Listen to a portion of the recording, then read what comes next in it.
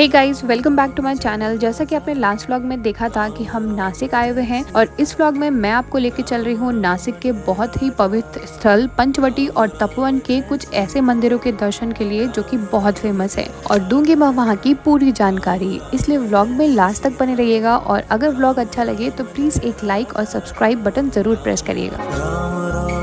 रामायण काल के अनुसार श्री राम जी ने माता सीता और लक्ष्मण जी के साथ 14 साल के वनवास का कुछ समय इस पंचवटी में भी बिताया था और पंचवटी में सबसे पहले दर्शन करने हम आ गए सीता गुफा के।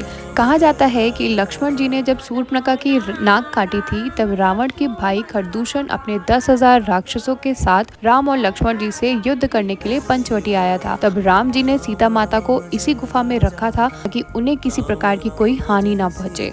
ये था गुफा के अंदर जाने का रास्ता और अंदर की मेन गुफा का रास्ता और पतला है, तो अगर आप इनमें से कोई भी पेशेंट हैं तो आपको अंदर थोड़ी प्रॉब्लम हो सकती है। हम आ गए गुफा के अंदर और थोड़ी लाइन थी तो हमें 15-20 मिनट एक्स्ट्रा लगे थे। ये था एंट्री का पाथ। आप देख सकते हैं कितना छोटा सा एरिया है जिसके अंदर होके आपको मेन गुफा के अंदर जाना है। चलो चलो चलो।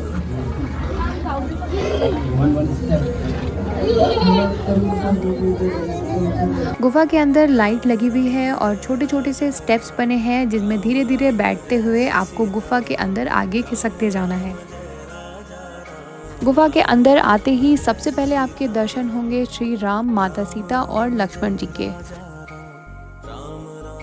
फिर हमें छोटे से गेट से एक और एंट्री लेनी है जिसमें इस तरह से बैठ के आपको स्टेप्स क्रॉस करते हुए गुफा के आगे बढ़ते जाना है। कहा जाता है कि ये गुफा अंदर की तरफ बहुत किलोमीटर्स तक फैली हुई है, बट अभी इसको शॉर्ट करके थोड़े पार्ट को ही खोला गया है ताकि लोग उतने ही एरिया का दर्शन कर सकें। फिर गुफा क्रॉस करके हम आ गए उस एरिया में जहाँ पे माता सीता द्वारा स्थापित किया हुआ ये शिवलिंग है जिसमें सीता माता भगवान शिव की पूजा आराधना किया करती थी। गुफा के ओपन होने के टाइमिंग है मॉर्निंग 6:15 से लेके रात में 8:30 तक का। पंचवटी के घने जंगलों के बीच में बनी ये गुफा, इसके बाहर आते ही आपको दिखेंगे 5 बड़े बड़े से बरगद के पेड़ जो कि श्री राम ने उस टाइम पे निशानी के तौर पर लगाए थे ताकि वो ये गुफा को ढूंढ सके और तब से इस जगह का नाम पंचवटी पड़ गया। गुफा के जस्ट सामने ही आपको दिखेगी ये सीता एग्जीबिशन जिसका प्राइस टिकट केवल 1 रुपये है और यहाँ दिखाया गया है सीता जी की लाइफस्टाइल किस तरह की हुआ करती होगी उस टाइम पे। ये एग्जीबिशन देखने भी आप लोग जरूर आइएगा।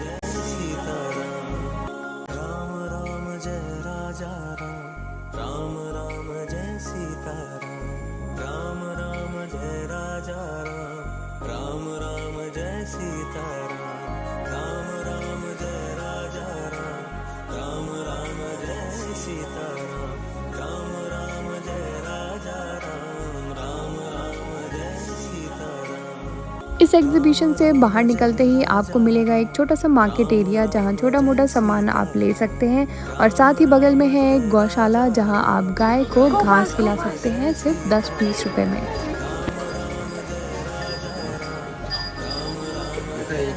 हाँ मैं ले लूँ। कुछ नहीं करेगी। अच्छा ठीक है।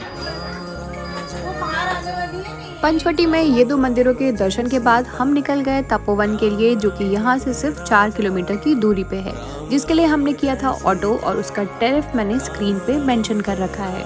हमने पूरा ऑटो बुक किया था और ऑटो वाले भैया हमारे इतने अच्छे थे, उन्होंने मंदिरों के दर्शन के अलावा वहाँ के बारे में भी हमें बहुत डिटेल में बताया।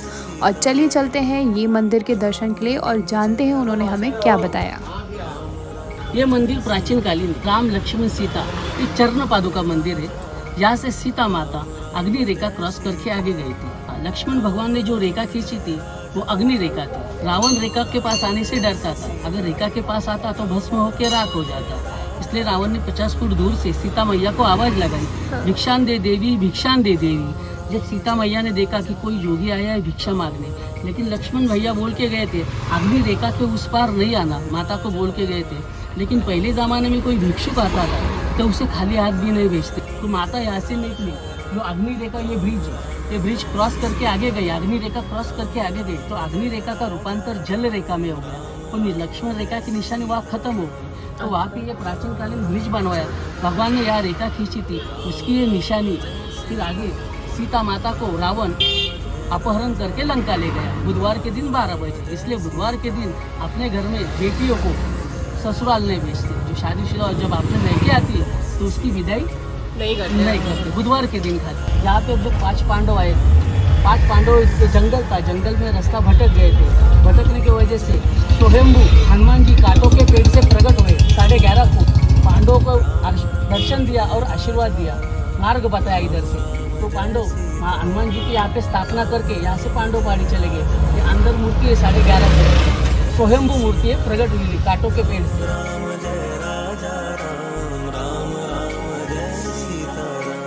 हनुमान जी की इस विशाल स्वयंभू मूर्ति के दर्शन के बाद हम निकल गए लक्ष्मण जी के शेषनाग अवतार मंदिर के दर्शन करने के लिए, जो कि पूरे वर्ल्ड में एक लौता लक्ष्मण जी को डेडिकेटेड मंदिर है, जो कि नासिक के तपोवन में है। और कहा जाता है लक्ष्मण जी ने शूर्पणखा की नाक यहीं पे काटी थी। मंदिर के अंदर आते ही आपको दोनों ही साइड बहुत सारी शॉप्स मिलेंगी, जहां आप पूजा से रिलेटेड बहुत सारी चीजें खरीद सकते हैं। और साथ ही यहाँ बप्पा की इतनी सुंदर और इतनी विशाल मूर्ति स्थापित है।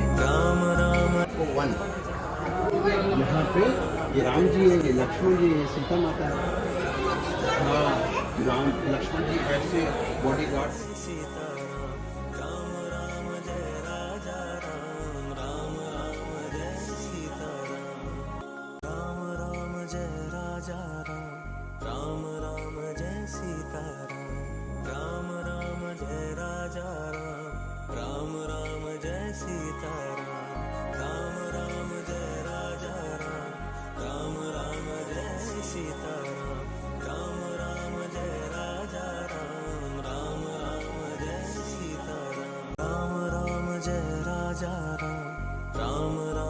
लक्ष्मण जी के शेषनाग अवतार मंदिर के दर्शन के बाद हम आ गए कपिला और गोदावरी नदी के संगम। शूर्पणखा की नाक काटी है लक्ष्मण भगवान ने, और नाक काट के नाक का टुकड़ा गोदावरी के उस पार फेंकने से नाम पड़ा नासिक।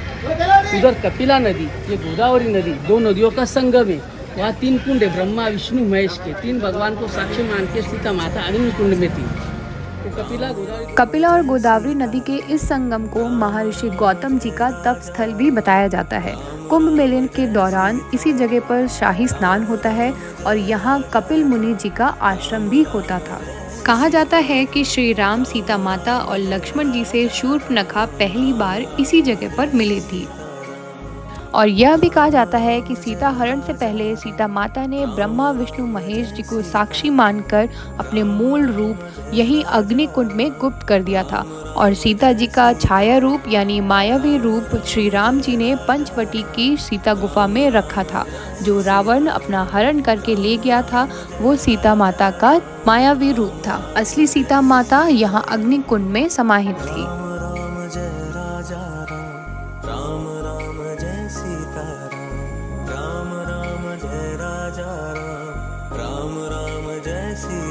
इस संगम के सामने ही था ये सर्वधर्म मंदिर, जहां हर धर्म के भगवानों को पूजा जाता है।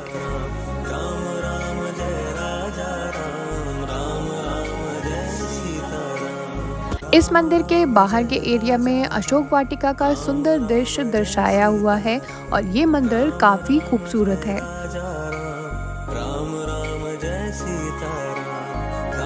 मंदिर के अंदर सभी धर्म के भगवानों की मूर्ति स्थापित है, जिनका रूप और श्रृंगार काफी सुंदर है।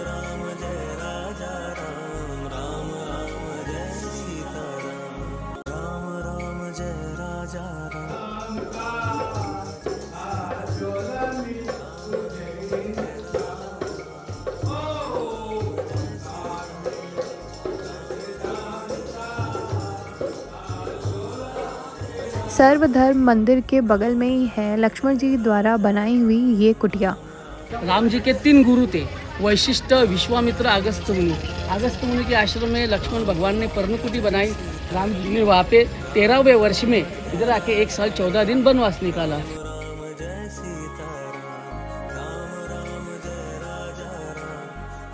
लक्ष्मी नारायण द्वारकाधीश का दर्शन करेंगे। लक्ष्मी नारायण द्वारकाधीश बोले तो विष्णु अवतार।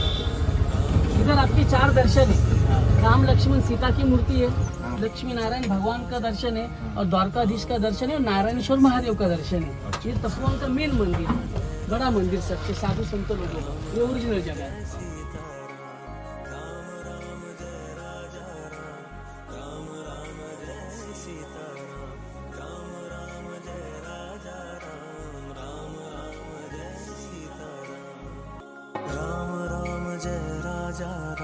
लक्ष्मी नारायण भगवान का बड़ा मंदिर है। यहाँ पे आए दिन 12 साल में कुंभ मेला लगता है। यहाँ हर प्रांत के साधु संत आते हैं और यहीं रुकते हैं और यहाँ भूमि पूजन होता है। भूमि पूजन होने के बाद रथ यात्रा यहाँ से निकलती है शाही स्नान के लिए। शाही स्नान रामकुंड में होता है। यहाँ भगवान श्री राम जी हर एक ऋषि मुनियों के आश्रमों में जा करके सबको सांत्वना दिए कि हम आ गए हैं, आप लोग निर्भय हो जाइए। वे राक्षसों से काफी परेशान थे। अनेक दुष्ट अत्याचारी राक्षसों का वध कर ऋषि मुनियों को शांति प्रदान किए और ये दंडक वन जो था श्रापित था, इसको प्रभु श्री राम जी श्राप से मुक्त किए। और भारतवर्ष के हर एक कोने कोने से साधु संत आते हैं। यहाँ उनको रुकने की व्यवस्था है, संत निवास बना हुआ है। जय श्री राम। तो ये था हमारा नासिक का पंचवटी और तपोवन का एक छोटा सा व्लॉग। आई होप आपने एंजॉय किया होगा। साथ में नासिक व्लॉग और त्र्यंबकेश्वर ज्योतिर्लिंग दर्शन व्लॉग का लिंक मैंने डिस्क्रिप्शन बॉक्स में शेयर किया है। अगर आपने वो व्लॉग अभी तक नहीं देखा है तो आप अभी जाके चेक कर सकते हैं। Thank you for watching and subscribe for more. Okay bye.